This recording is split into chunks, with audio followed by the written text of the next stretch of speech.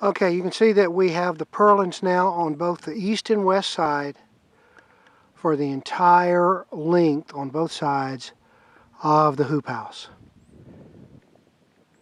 So now it's time to start looking at that center purlin.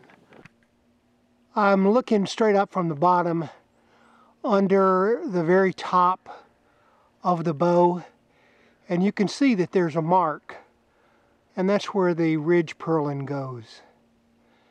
Now on the end hoop where I'm standing right now, that purlin goes under the bow. However, when we move down to the other bows, it goes on top until we get down to the very last one, and then it goes back under. Okay, now when we put the top purlin, the ridge purlin in, we have to use a different size clamp. And they provided them. It's a 2-inch clamp. Here you can see the smaller one, the one on the bottom here, is the one that goes, that fits the purlin itself. The larger one on the top fits the hoop.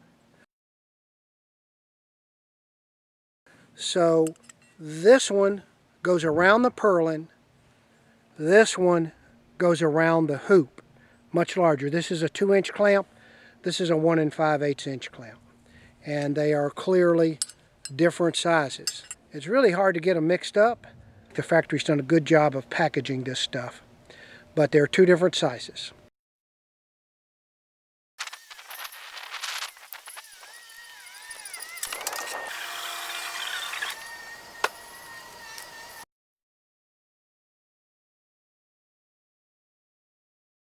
I'm going to have to tap that purlin down a little bit back towards the left because it's actually sticking out beyond the last hoop by about 1/2 inch. So I'm going to tap that back and then drill my hole in the clamp and screw it in, and we'll be on the way.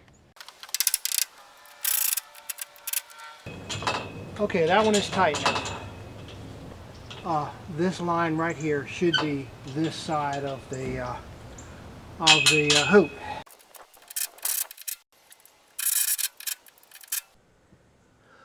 Okay, now this one we're going to have to tighten up the ends of the purlin and make sure they're tight, and then put a screw in that, and then we'll put the screw in the clamp.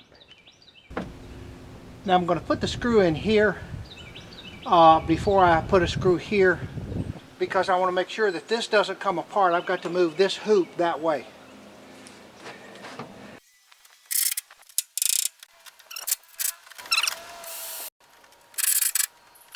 Okay, we'll go and undo the rest of these while I charge up the camera and bring you back when we start doing the east side.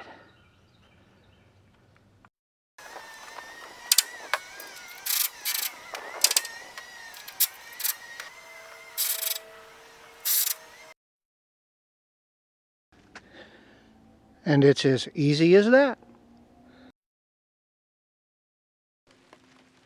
Now if you get to this point and you wonder why you got a bunch of Tech screws left over, I'll tell you why. The first thing is a bunch of them have to go here in the anchor post, through the anchor post and through the hoop. So I've got 26 of those screws are going to be used for that. And that's the next thing I have to do. We're in a flood watch here in Atlanta. It's a little after 12 on Saturday, and we've been told that we're under flood watch starting at 1 o'clock today, going through 1 o'clock tomorrow. And you can see that I've finished, and just now it's starting to rain.